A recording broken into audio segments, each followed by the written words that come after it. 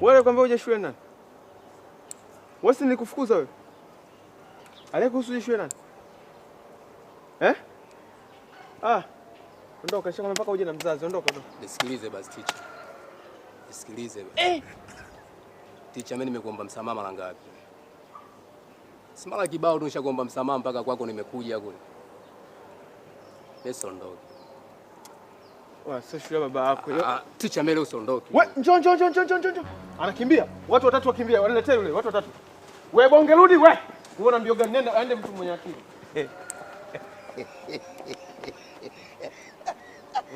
Wewe utaondoka. Hebu simama pembeni kwanza. Simama hapa pembeni. Tusibishane baadaye, simama pembeni. Teacher, mimi siondoki bwana. Wewe nishakuomba msamaha mara ngapi? Simama hapa pembeni. Nitakuchapa fimbo za roho. Nitakuchapa shingoni. Simama hapa. Simama hapa. Usiniharibie utaratibu. Aise, bwana kagua watu hapa. Simama hapa. Wewe simama hapa, tutaongea. Wewe utaondoka nyumbani. Naomba uje tumekea bonga. Au kiunoni kikubwa, mkanda uenei.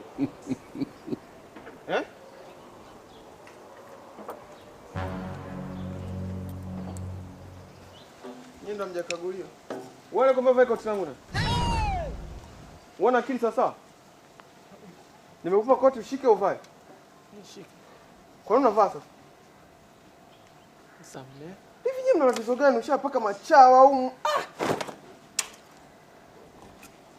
Bwana kwa koti ushike unavaa. Naona muangalia tu, Unataka koti langu je chawa? Hivi kwani mjongezi?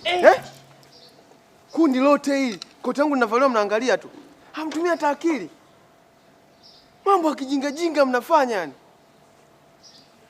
Wewe ukoona nilivyokuwa amevaa koti? Ukoona? Unajificha nini? Nakuuliza unajificha nini? Ukoona kipindi ninavaa koti langu Mwalimu, mtu anavaa koti langu mnamwangalia tu. Mwalimu Ndalo. Mbona tunakuheshimu sana bwana, Sio ungemalizana na wanafunzi kwanza? Mtu mpaka anachukua koti langu, analishika. Mwalimu, stress zako za nyumbani usitulete hapa shuleni, tuheshimiane. Mambo gani ya kishamba mnafanya haya? Wewe kwa